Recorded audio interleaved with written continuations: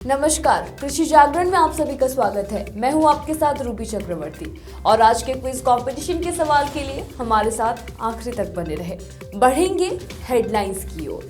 केंद्र सरकार का किसानों को बड़ा तोहफा, पीएम किसान योजना में अब मिलेंगे 8,000 रुपए। खादी और ग्रामोद्योग आयोग के अध्यक्ष मनोज कुमार का बयान, कहा पहाड़ी एवं सीमांतवर्ती क्षेत्रों पर विशेष ध्यान दिया जा रहा है। नाबार्ड का बड़ा कदम, असम में मॉडल मिलेट्स परियोजना शुरू।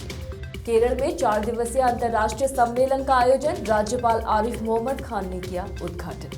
कृषि मंत्री कमल पटेल ने प्रवासी भारतीय सम्मेलन में प्रवासी भारतीयों से किया कृषि क्षेत्र पर मंथन। गोधन न्याय योजना के तहत महिलाएं बनी आत्मनिर्भर, खाद बेचकर लाखों में कर रही कमाई। बिहार में मछुआरों को नुकसान होने पर मिलेगा 4,500 रुपए का मुआवजा। एक्सपर्ट्स ने जताई गेहूं सरसों की बम्पर पैदावार की संभावना, कहा अच्छा मुनाफा होगा।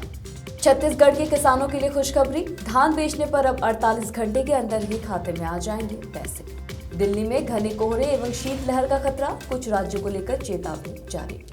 बढ़ेंगे खबरों की ओर।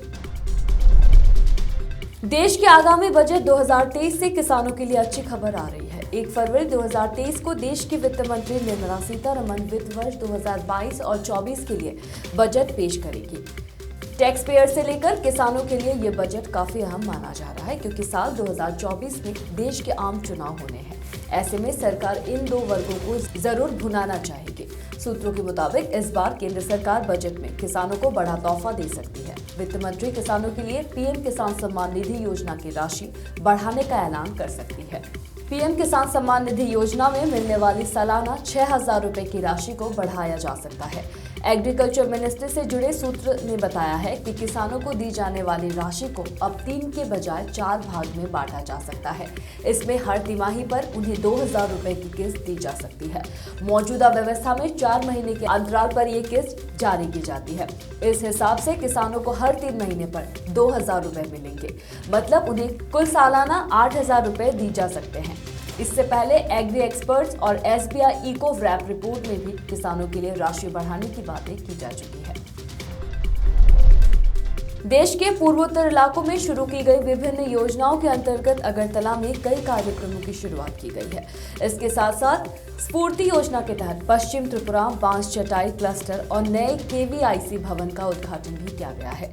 इस अवसर पर खादी और ग्रामोद्योग आयोग केवीआईसी के अध्यक्ष श्री मनोज कुमार ने कहा कि हमारी प्राथमिकता प्रधानमंत्री श्री नरेंद्र मोदी के आत्मनिर्भर भारत के दृष्टिकोण को पूरा करने के लिए विभिन्न कार्यक्रमों तथा योजनाओं के माध्यम से देश में अतिरिक्त रोजगार के अवसर सृजित करना है। प्रधानमंत्री के स्वप्न को साकार करने के लिए हमें अपना पूरा योगदान देना होगा, ताकि क्षेत्र से जुड़े अधिक से अधिक कारीगर, काटने वाले लोग और बुनकर आदि सामान के साथ अपना पारिश्रमिक अर्जित कर सके। इस अवसर पर सूक्ष्म, लघु एवं मध्यम उद्यम मंत्री श्री नारायण राणे भी और त्रिपुरा के मुख्यमंत्री भी मौजूद रहे। वही केवीआईसी अध्यक्ष मनोज कुमार ने अगरतला में विभिन्न कार्यक्रमों एवं योजनाओं के शुभारंभ के अवसर पर संबोधित किया। उन्होंने कहा कि खादी एवं ग्राम उद्योग आयोग इस क्षेत्र के विकास के उद्देश्य से शुरू किए गए हैं और केवीआई कार्यक्रम को बढ़ावा देने के लिए हर संभव प्रयास कर रहा है, ताकि खादी और ग्राम उद्योग गतिविधियों को जमीनी स्तर की तुलना में पहाड़ी तथा सीमांतवर्ती क्षेत्र में बेहतर तरीके से लागू किया जा सके। केवीआईसी अध्यक्ष ने कहा कि प्रधानमंत्री पिछले 8 वर्षों से खादी को बढ़ावा देने के लिए निरंतर प्रयास कर रहे हैं। उन्होंने खादी को पुनर्प्रचलित करने को प्राथमिकता दी है और वे khadi for nation, khadi for fashion and khadi for transformation के आदर्श वाक्य के साथ खादी को नई ऊंचाइयों पर पहुंचा रहे हैं। मनोज कुमार ने बताया कि भारत सरकार ने विनिर्माण क्षेत्र में और तहत दी जाने वाली मार्जिन मनी सब्सिडी के लिए अधिकतम परियोजना लागत को 25 लाख रुपए से बढ़ाकर 50 लाख रुपए कर दिया है, जिससे योजना के अंतर्गत आने वाली परियोजनाओं को लागू करना आसान हो गया है। अंतर्राष्ट्रीय मिलेट वर्ष 2023 को लेकर national bank for agriculture and rural development यानी कि नाबार्ड ने उत्तर पूर्वी राज्य असम के विभिन्न जिलों में मिलेट्स उत्पादन को बढ़ाने के लिए कई पहल की शुरुआत की है। इसी कड़ी में डॉक्टर सीवी रत्नावती, भारतीय मिलेट्स अनुसंधान संस्थान हैदराबाद के निदेशक विंसेंट एमडी, एसबीआई गुवाहाटी के CGM Rajesh Bora, zonal manager central bank of India BC Bora, Assam कृषि आयोग के सदस्य और अन्य गणमान्य लोगों ने मंगलवार को श्रीमान शंकरदेव कला क्षेत्र में नाबार्ड द्वारा आयोजित मिलेट्स डे में हिस्सा लिया। इस कार्यक्रम में प्रदेश भर से करीब 250 किसानों ने भी हिस्सा लिया। कार्यक्रम में नाबार्ड के चीफ जनरल मैनेजर नवीन ढींगरा ने कहा कि नाबार्ड राज्य सरकार के असम मिलेट मिशन के लक्ष्यों पर फोकस होकर काम कर रहा है। नाबार्ड का उद्देश्य राज्य की आबादी, विशेष रूप से महिलाओं एवं बच्चों की पोषण से जुड़ी जरूरतों को पूरा करना है। केरल के राज्यपाल आरिफ मोहम्मद खान ने सोमवार को कोची के लुलु बोलगुटी इंटरनेशनल कन्वेंशन सेंटर में रेडिएशन टेक्नोलॉजी, चुनौतियों और सतत विकास के अवसरों पर अंतर्राष्ट्रीय सम्मेलन का उद्घाटन किया है। 4 दिवसीय सम्मेलन का आयोजन NAARRI द्वारा परमाणु ऊर्जा विभाग DAE, भारत और अंतर्राष्ट्रीय परमाणु ऊर्जा एजेंसी IAEA विभाग के सहयोग से किया जाता है। खान ने कहा कि स्वतंत्रता के 75 वर्षों के उत्सव से हम समग्र विकास के एक लैब मौसम की ओर अग्रसर है, जो 2047 में हमारी स्वतंत्रता की शताब्दी में समाप्त होगा। वैज्ञानिक ज्ञान के रोजगार में हमारी बढ़ती निर्भरता और अटूट विश्वास हमारे आगे के मार्ग को विशेष बनाता है। वैज्ञानिक समुदाय, समाज और सरकार के सामने संसाधनों के उपयोग और उत्पादकता बढ़ाने के लिए उचित समाधान ढूंढकर संतुलन बनाने की चुनौती है। यहीं पर विकिरण प्रौद्योगिकी का उपयोग सामग्री और ऊर्जा के उपयोग को अनुकूलित करने और बेहतर बनाने के लिए किया जा सकता है। उत्पादकता ताकि सतत विकास को प्रोत्साहित किया जा सके।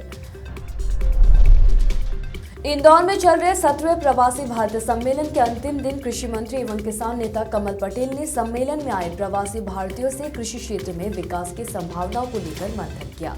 दोपहर के भोजन पर राउंड टेबल पर गपशप भी हुई। विभिन्न विषयों पर चर्चा के बाद कृषि मंत्री पटेल ने प्रवासी भारतीयों को खरगोन जिले के आदिवासी भाइयों की कला संस्कृति का परिचय करवाते हुए सभी प्रवासी भारतीयों को आदिवासियों के प्रति चिन्ह, धनुष, बाण भी बांटे हैं। दोपहर भोजन में कृषि मंत्री के आमंत्रण पर केंद्रीय मंत्री ज्योतिरादित्य सिंधिया, प्रदेश सरकार में मंत्री तुलसीराम सिलावट, डॉक्टर प्रभुराम चौधरी और युवा व्यवसायी मुकेश जाट के साथ कई गणमान्य नागरिक भी कार्यक्रम में शामिल हुए। छत्तीसगढ़ शासन की महत्वाकांक्षी गोधन न्याय योजना के सकारात्मक परिणाम लगातार दिखाई दे रहे हैं। कोरबा जिला स्थित ग्राम पंचायत कोरई के भगवती स्व सहायता समूह की महिलाओं ने गोठान में 1147 क्विंटल वर्मी खाद बनाकर और उसे बेचकर 4,65,304 रुपए की कमाई की है, जिससे महिलाओं की आर्थिक स्थिति मजबूत हुई है। अब वर्मी खाद से लाभ अर्जित कर ग्रामीण महिलाएं खुश है। गोधन न्याय योजना के सफल क्रियान्वयन के लिए योजना की लगातार समीक्षा की जा रही है। इसके साथ ही अधिकारियों द्वारा क्षेत्र का दौरा कर योजना के कार्यों की मॉनिटरिंग भी की जा रही है। यही वजह है कि अब जमीन पर काम दिखने लगा है और महिलाओं की आमदनी में वृद्धि भी हुई है। CEO जिला पंचायत नूतन कुमार कंवर ने बताया कि गोधन न्याय योजना से शहरी और ग्रामीण लोगों को गोबर बेचकर आर्थिक लाभ मिल रहा है।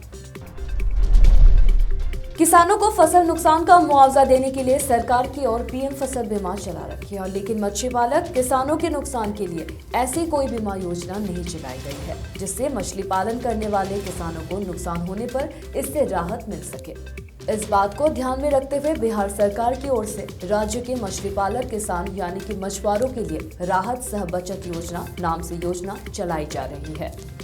इसके तहत किसानों को 4,500 रुपए का मुआवजा दिया जाएगा। इसके लिए राज्य सरकार की ओर से मछली पालक किसान यानी मछुआरों से आवेदन मांगे गए हैं, ताकि उन्हें राहत पहुंचाई जा सके। इस योजना में आवेदन की अंतिम तारीख 31 जनवरी 2023 निर्धारित की गई है। बिहार सरकार की ओर से मछली पालक किसान यानी कि मछुआरों के हित में राहत सह बचत योजना चलाई जा रही है। इसके तहत मछली पालकों को राहत प्रदान की जाएगी। इस योजना के तहत मछली पालकों को प्रतिबंधित महीनों में हुए नुकसान की भरपाई के लिए राशि प्रदान की जाती है। बता दें कि बिहार में साल के 3 महीने जून से अगस्त तक मछलियों को पकड़ने की मनाही है। ऐसे में इन महीनों में मछली पालकों किसानों को राहत राशि प्रदान की जाती है। इस साल एक्सपर्ट्स और मौसम वैज्ञानिकों का कहना है कि भारत में गेहूं और सरसों की बम्पर फसल होने की संभावना है। आपको बता दें कि प्रमुख रबी फसलों के लिए ठंड के मौसम फायदेमंद होता है।